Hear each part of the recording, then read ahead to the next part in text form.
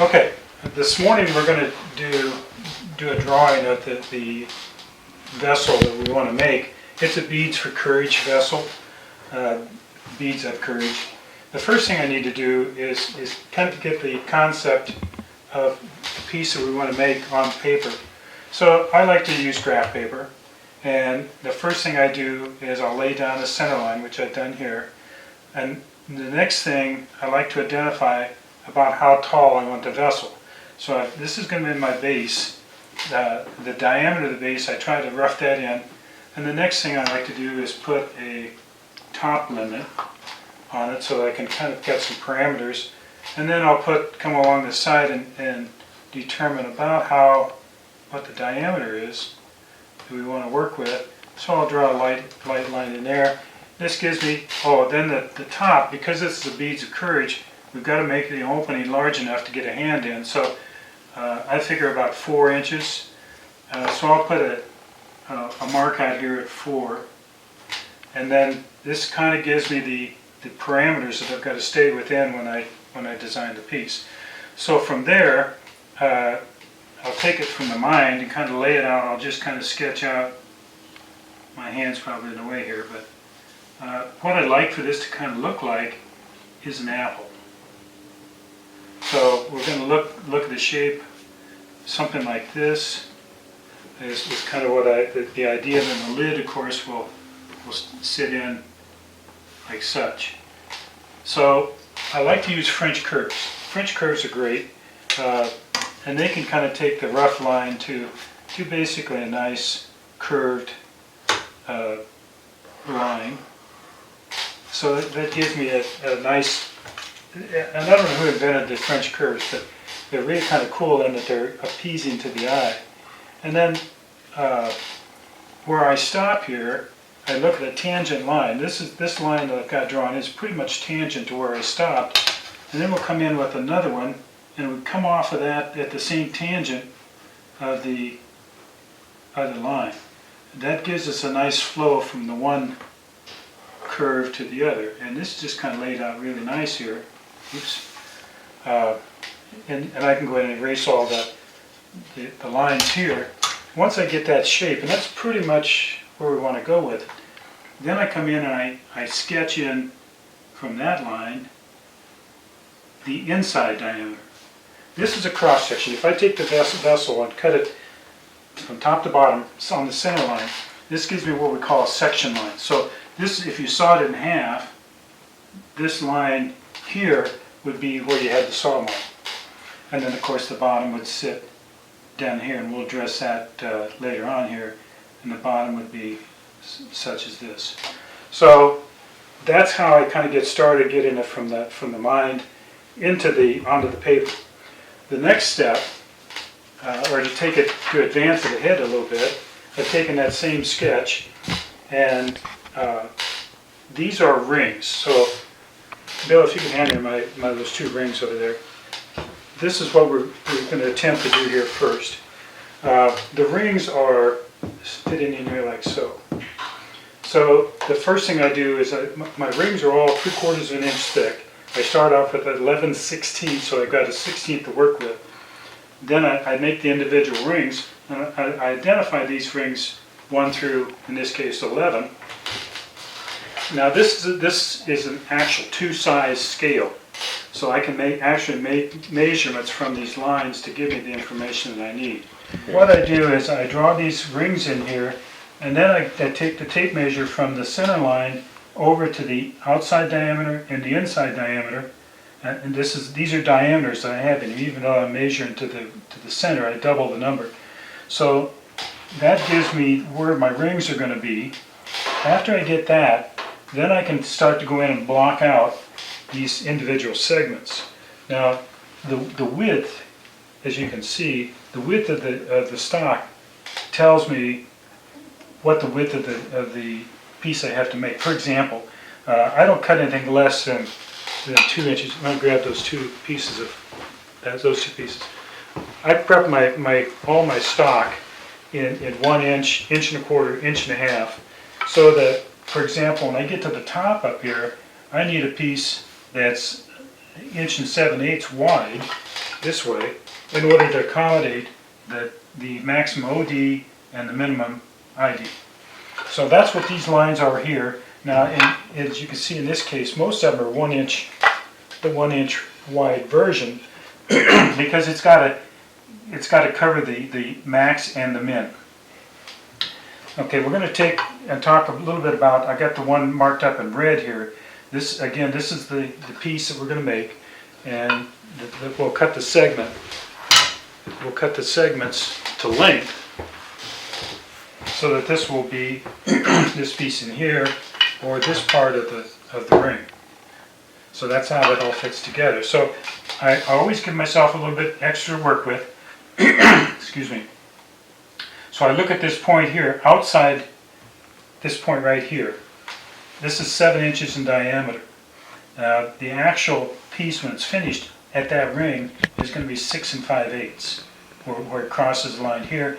The inside, by the way, will be 5 5/8. And we'll get into that when we start turning down there. I'll show you why that's important to note those 2 points.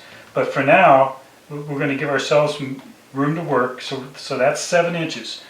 Then I have a set of charts that I developed on the computer, and basically this is my diameter and this is the length of the segments. This is all based on a 12 segment ring.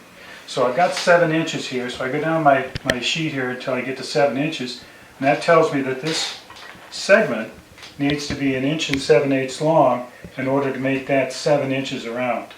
Now if you don't have a chart, maybe Bill, you can get a shot of that chart, people can copy that. But what the chart amounts to is the length of this segment equals the diameter, which is the 7 inches, times 0.26795. Now we can shorten that up to 268. And that multiplication of that diameter, the 7 inch with the 2.68, will tell me how long this section needs to be. So I go through and I do that whole thing and put all the information on the drawing. These 1 inch pieces here tell me the width of the segment, which is this before I cut the segments out. And if you'll notice, this one down here, the bottom ring, this has to be 1 3/8 wide. And the reason, so this stock is 1 3/8, and the reason that has to be larger is because, as you can see, we've got 5 3/4 here, and at the bottom we've got 3 1/4. So this has to be 1 3/8 to be able to accommodate that spread and the difference in diameter. I think hopefully that explains it. The lid we'll do separate. We'll make that out of a solid piece rather than segmented. And with that, we'll take a break and we'll go down to the next phase.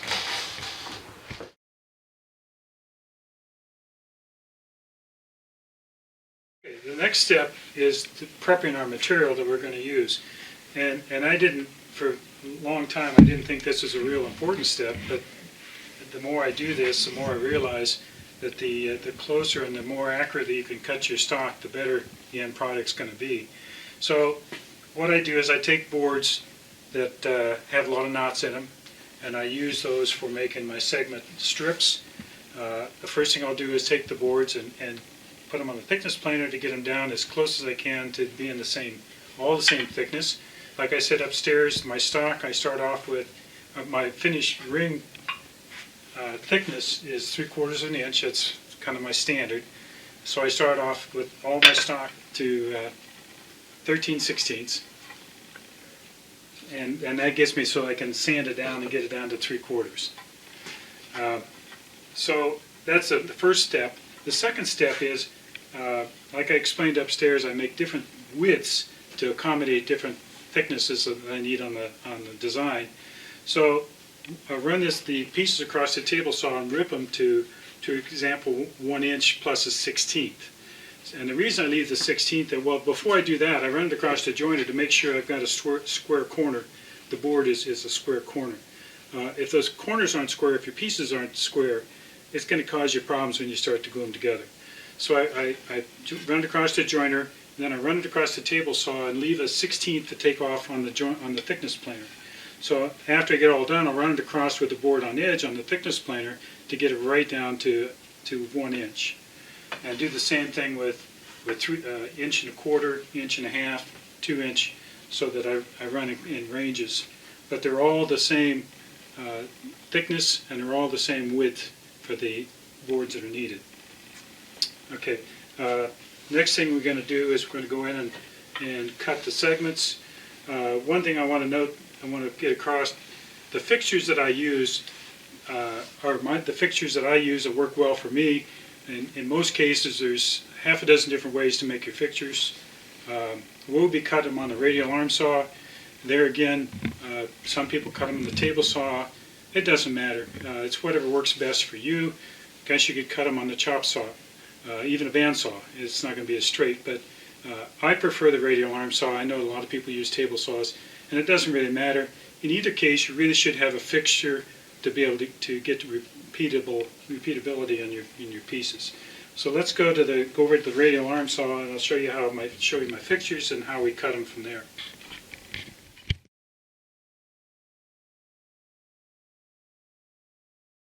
I wanted to point out when we were cutting these pieces, this is a fixture that I built that works real well for me.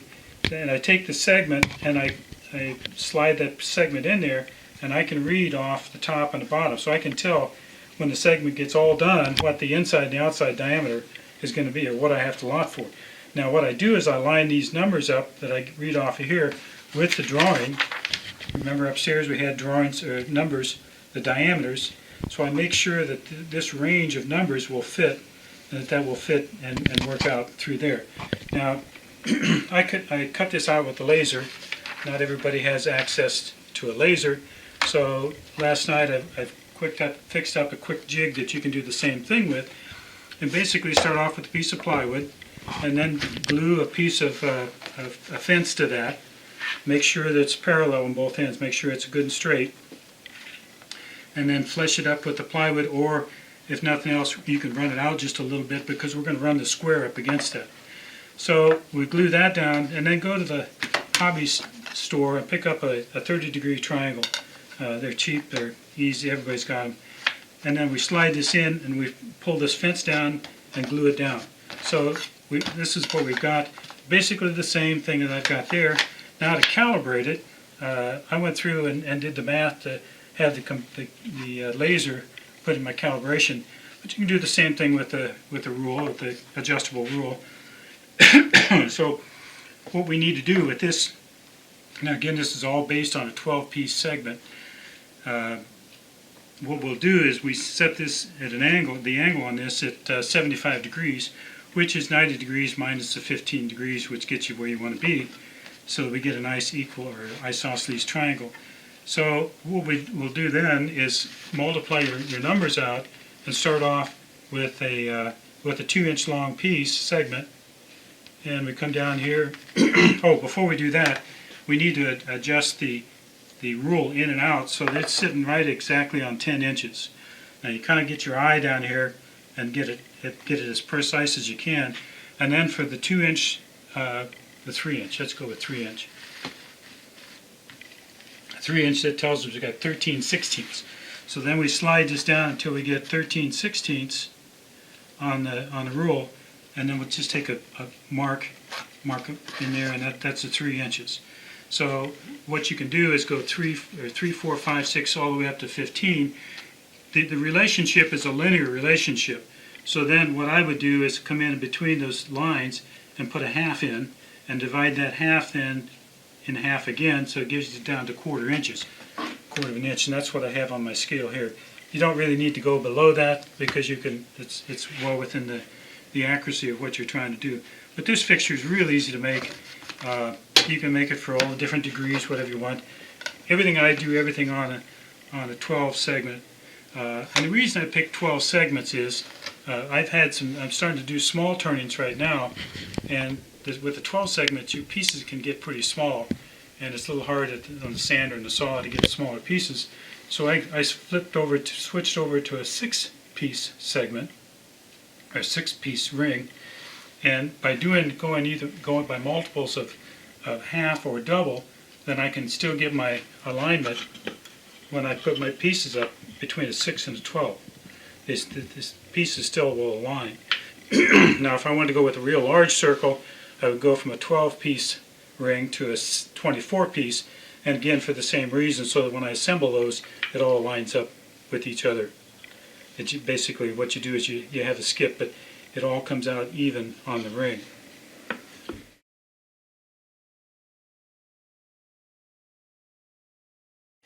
Okay, we're going to cut our segments to length, and if you recall on the drawing that we have all the lengths that we needed there. So the first thing I'm going to do is going to start off with a 1-inch wide stock, and I'm going to cut the angle on it. And now we're going to cut this at 1 7/8 length. So that's what the drawing says we need. So I'm going to come in here and put a mark here at 1 7/8, and then I'll lay this up. And I'll take a piece, any piece that I've cut, and I put this up here and mark it. So that's the length that I need. The fixture that I use, I've designed in some features that work well for me, and one is a sliding block, so that I can, and I put that on the wrong side. So I'm going to mark it at 7/8. Put it up here and mark it. And then if you'll notice, I bring this into where this mark lines up with this slot in the fence, and it works out perfect for me. I bring my stop up, clamp it down, and I'll make the cut. Now, a lot of people go directly from the fixtures to the gluing phase. I find that the best I can do with my length is plus or minus 5 thousandths off coming off the saw. I can't get it any closer than that. And when you're doing rings, the length and the angles is the key to having a success in the end. So what I do then is, after I saw my pieces, then I run it through the sander, and I'll show you how I do that here next.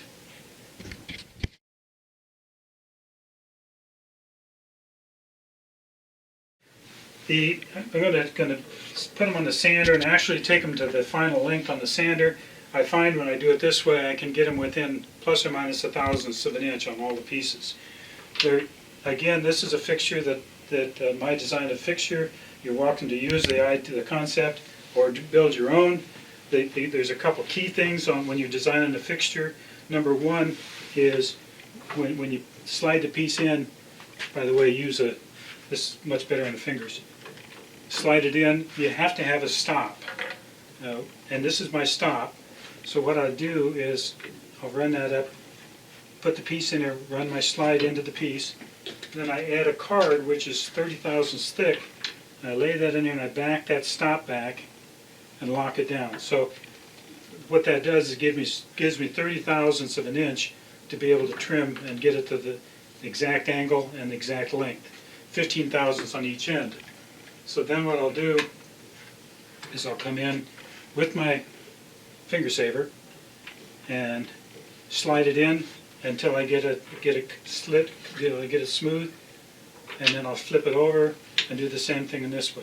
The stop then stops me so that it determines my length of my piece. And it's really important that you have a stop on there, because otherwise you're going to get too much variability.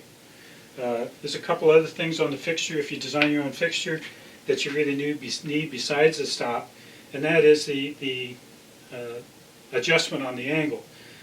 You can see I've got a bolt here. This slides, and this is a lock so that it locks it into the groove. So I can adjust it here. But this pivots around here, and if you'll notice, I got a rod that sticks in here. Then I've got an 8/32 screw that I can adjust this and make this a really, really close adjustment. And what I do is when I first started making rings, is I would make a ring and try it, and when I come around, if I needed some adjustments after each ring, I would make this adjustment here to basically dial it in. Once I got it dialed in to the exact angle that I needed, tighten these bolts down again, then I put a little glob of glue as a witness mark on the back so that I could see if it were to shift. But it's important to do, if you're going to sand them on the disc sander, it's important to have some kind of a fixture that incorporates those two things in your design.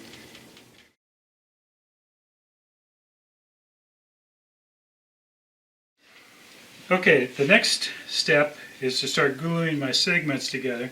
Now there's a lot of people that do this differently. I've done it a number of different ways.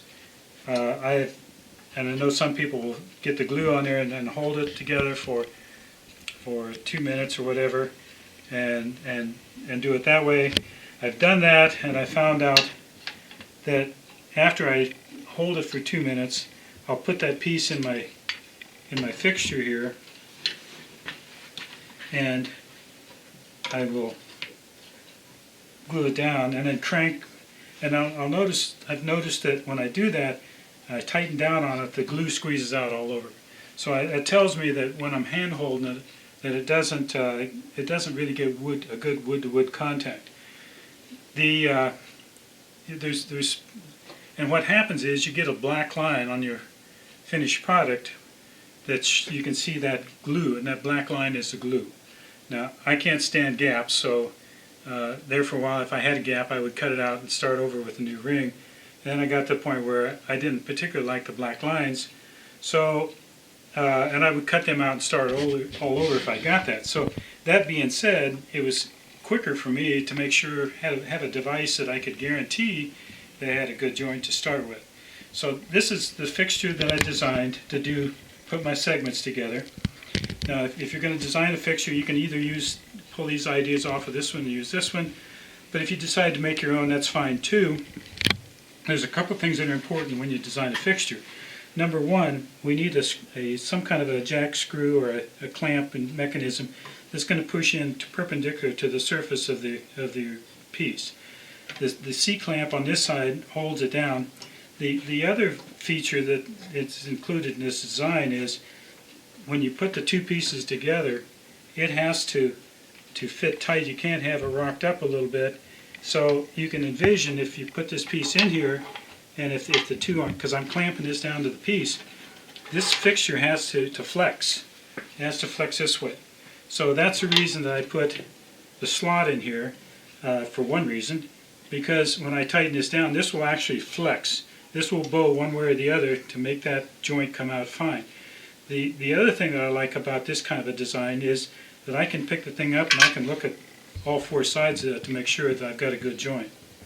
Now, I know a lot of people think this takes a lot of time, but I've got 8 of these fixtures, so I can do 4 rings at a time, and I can go just down the line, and in 30 seconds I can have the piece changed out. Now that would be glued, and the next piece in here, clamp it down and clamp it back down and tighten it up again.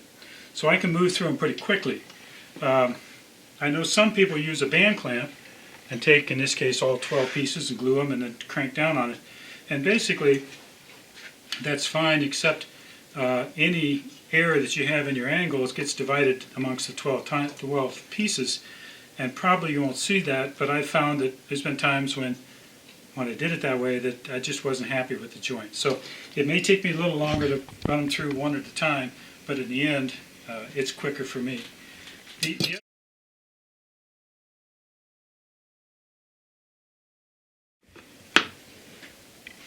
The next thing, or after we glued our pieces together, and I always glue them up to two pieces, because even with the fine adjustment, now there's a ring that I've done, and it's pretty darn close, but it's not quite close enough. And so by doing it in 2 pieces, then I glue the last 2 halves up with a clamp. But before I do that, I got to make sure I got to make the correction to those angles. Not only angles, but the distance, the flatness. So what I like to do is this is where we get into complementary angles. I'll go back to the sander, but I'll take the 2 halves and I'll mark an arrow this way and an arrow, so that when I sand those, I do the opposite faces, so that when they come together, the complementary angles will come out with a perfect angle. The other thing I like to do is I'll paint the end of that with a lead pencil, And I'll show you why I'm doing that here in a second.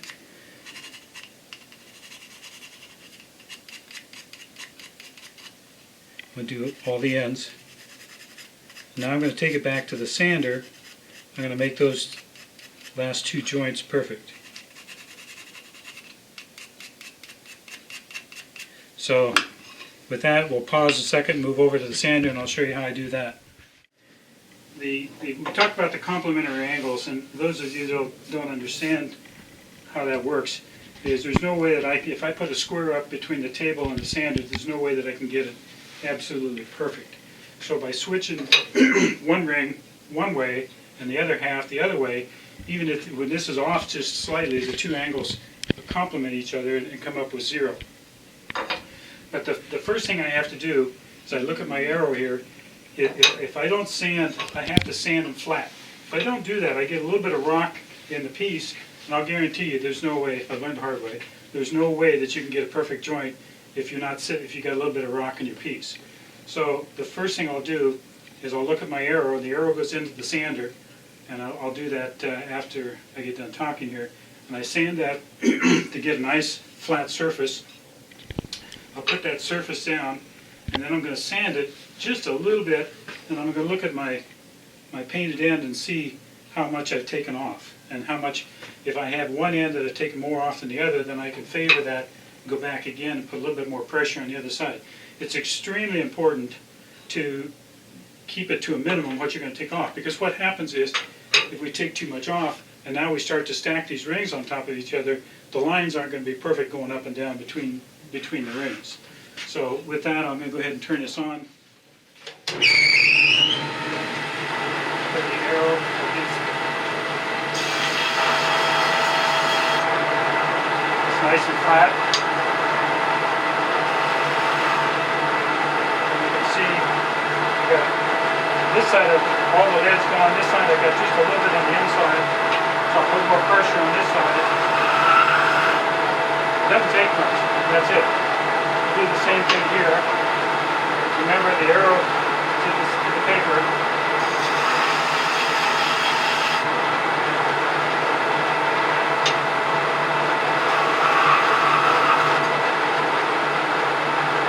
Just a little bit there to take off.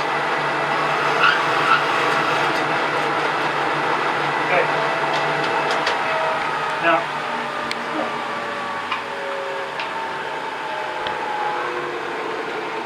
okay, now I take my arrows, line my arrows up, put those two pieces together, and I can hold up the light, and there's nothing, absolutely no gap there at all. Yep, the other neat thing is, when you get it to that point, it squeaks. You notice it squeak. It won't do that as long as it's not a good fit.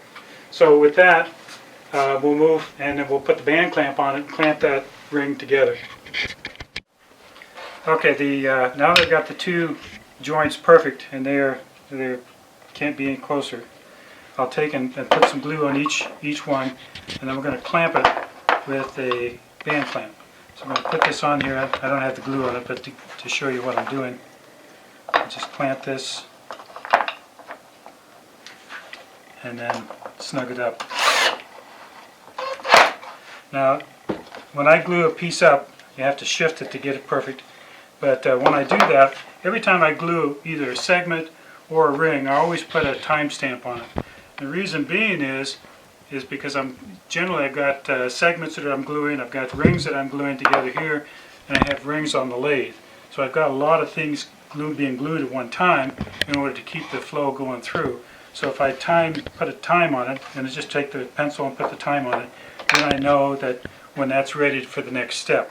I generally leave it in the clamps for the segment for between 2.5 hours, at the most 3, dependent upon some conditions that goes into that. So now we've got our rings, and you can see my pile of rings here that we've got set up for the three pieces, the three vessels that we're making. We're going to be switching back and forth between the vessels, so you might see a walnut one in one time and a cherry one in another time, but it's basically the same shape and everything is the same.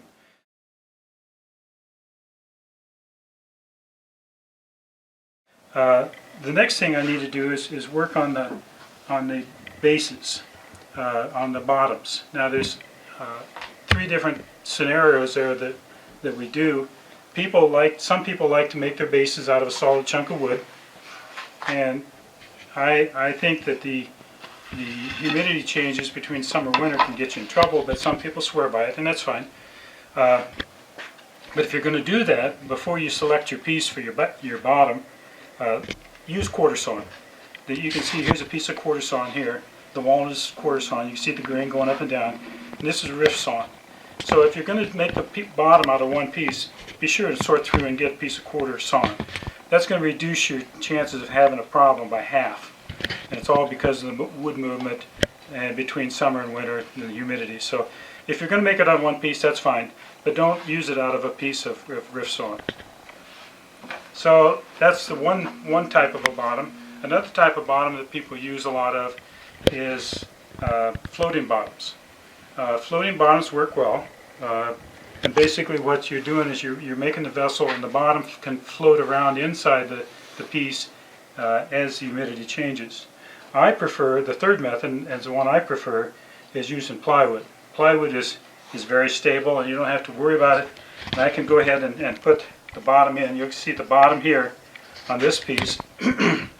The reason I like to glue it is because I can bring that edge down to the bottom and not have to leave a cold joint.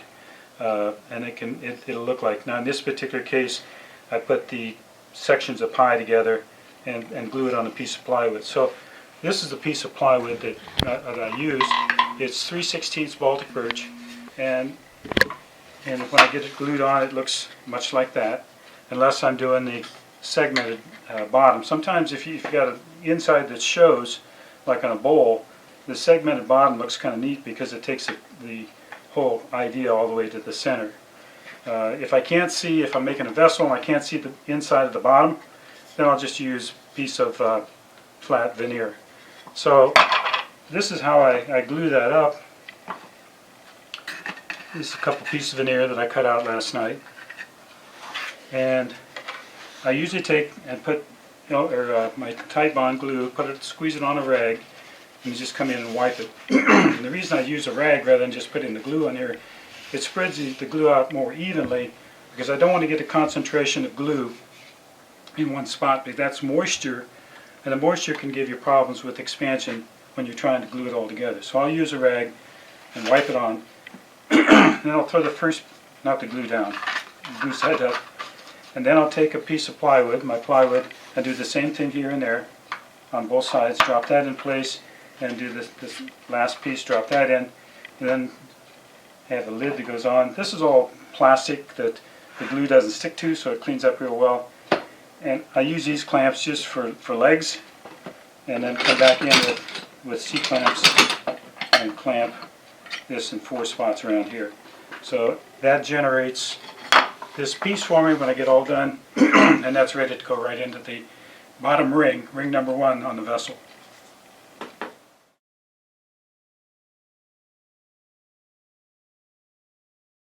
Okay, the next thing we need to do is we need to start with the vessel, and this is ring number 1, and we're going to lay this in here and turn it. But there's a very important safety issue here. I had different sizes of these and laid these in and then put the piece in. And the reason I say that is because we're going to be turning inside here, and it's really important, if you didn't have this piece in here and you lay this in like that, if your tool hits that piece of hardened steel, somebody's going to get hurt. So I put this piece in here first and then put this in, and if you hit that with a chisel, it's either going to spin or it's just going to leave a mark on the plywood. Very important safety issue that we need to make sure that we do. Now when I put these in, all jaws have numbers on them, so I put this piece in the same place each time. Okay, so the first thing we want to do then is, this is the bottom, and I want to round this corner. So all we're going to do, round the corner and then go back 2/3 or so and get rid of the flats. So basically, this is the bottom we're going to put in. So I want to cut this curve here. So I'll go in and cut that, and then that's done. We'll take it back out again. And we'll turn it around. And we'll go back to the same marks that I left there before. So it's in the same spot as before. Tighten it back up. And now we're going to cut a rabbet in it to put the bottom in, to put this piece in the bottom. So all we need to do is cut a dado out there and put the bottom in. Now on this step it's important to get it flush across the bottom or recessed just slightly so that we can sand the outside ring. The reason we want to do that is because I don't want to have to sand the veneer. It's thin enough the way it is. So we'll go ahead and cut that out, glue it in there. And what I like to do here is I've taken a cone, my cone on here, and turned it around so I can simply go in and press it and put some pressure on it to clamp it down. So when I get all that done, this is what I'm going to come up with. So now this is alright, varnish just ahead of time, but probably what I'll do is I'll varnish in here. And one other thing I wanted to mention is, always when I do cut this cut here, be on the other side, I leave a little bit of a flat here. So I've rounded the surface and I've got a flat in here. And the reason I do that is a couple of really good reasons for that, such that when I go ahead, I'll mount that on the piece in the chuck, and then there'll be I'll cut a dado around here so that comes in and fits snug in there, so that self-centers my piece, this piece with the lathe. The other thing that does for me is when I cut it, when I get it all done, varnished and completely done, and I'm ready to cut it off the faceplate, that gives me a dado in there that I don't have to worry about chasing my piece around the shop when it comes out and falls out and spins around the basement. So that will hold it, that shoulder will hold it in there, so I can cut it completely free with the tailstock on it, of course, and then it prevents pieces from flying out of the lathe. So the next thing we need to do then is go ahead and glue this. We'll mount this on the lathe, and I'll glue this piece here onto this other piece here, and then we'll be ready to start turning. So, a number of years ago when I first started doing this, I found that if I use a piece that goes into the jaws, if it has end grain versus side grain, the end grain never really clamped up. It clamped up tight, and the side grain wouldn't tighten up tight. So I took 4 2x2s and I clamped them together so that I've got the side grain all the way around, and then the end grain is here, and that gives me a good stability as far as the chuck. The disadvantage of that is it's difficult to glue a faceplate up to end grain. So what I ended up doing is on my reusable pieces here, I put a tendon on it to 1.5 inches, and these are my expendable parts. So the expendable parts, I take a forstner bit, 1.5 inch forstner bit, bore a hole in it, cut it to size, and it's ready to go. It doesn't take long to do that. And then I put that on there and glue it on. And when I glue it on, I just glue it on the last 3/4 of an inch.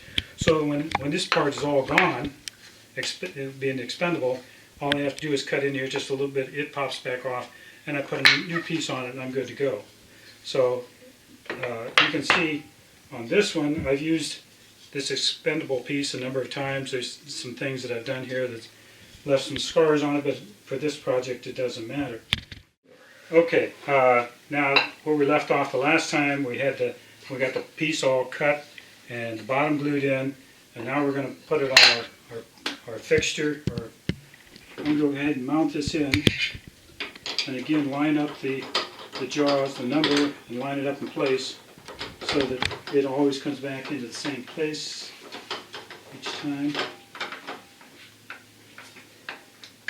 And I've already sized this tendon to fit the piece that we're going to glue up, so it will glue on there. I'll put some glue on it and bring this piece in and tighten and push it.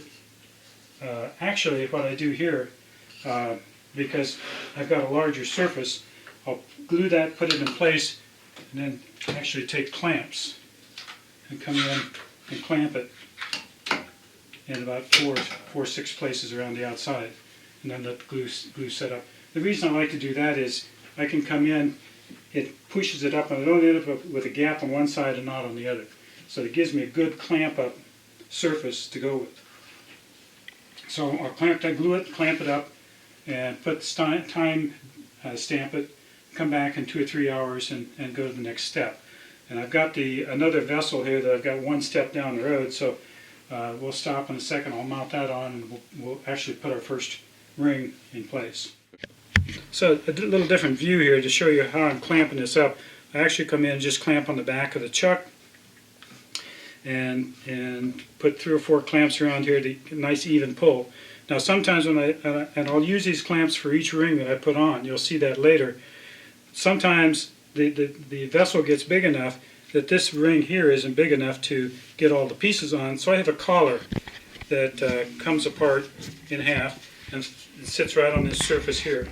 And that allows me more surface area to put my clamps on some of the larger vessels. And that does a really nice job of drawing each ring up, so I got a nice wood-to-wood contact on my ring layers.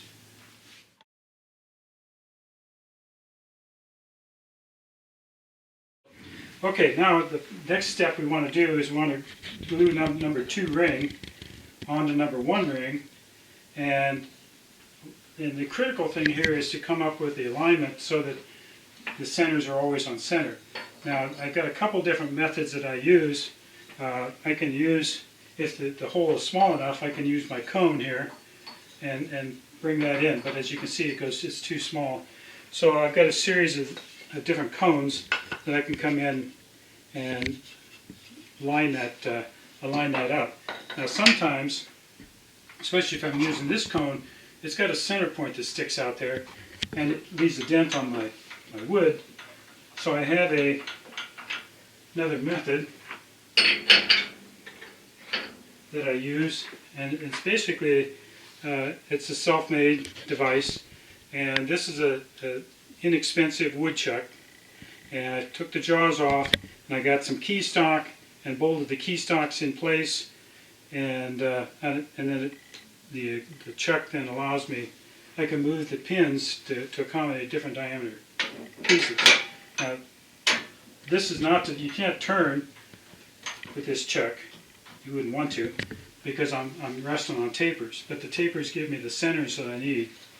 So I'll take my number 2 ring, I'll set it in place, so I'll tighten this up. The one thing to bear in mind here is the advantage of this over the cone is my pressure is on the outside coming in. If I use a cone on the inside and I crank it down, I can crack a joint. So that's kind of why I like this feature a little better.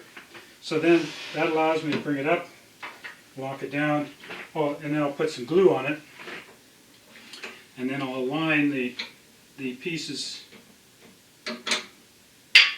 so that I've got the staggered joints. And then go ahead and I'll tighten that, snug that up. Then I'll come in with the clamps like we did a little bit ago, and basically put these all the way around, and then let the glue set up, and we're good to go. I'll time stamp it, and then we'll know when we can come back and put the next ring on. How long do you let those rings sit like that? I usually like to let the rings set for at least 2 hours, and 3 is a good number. I think 3 hours is all I really need to get a good. If I'm going to do some really heavy turning on this, which we'll see the next time, I'll let it set a little harder, a little longer to get a little harder. But if it's light turning I'm going to be doing on, I can get by with 2 hours dry time.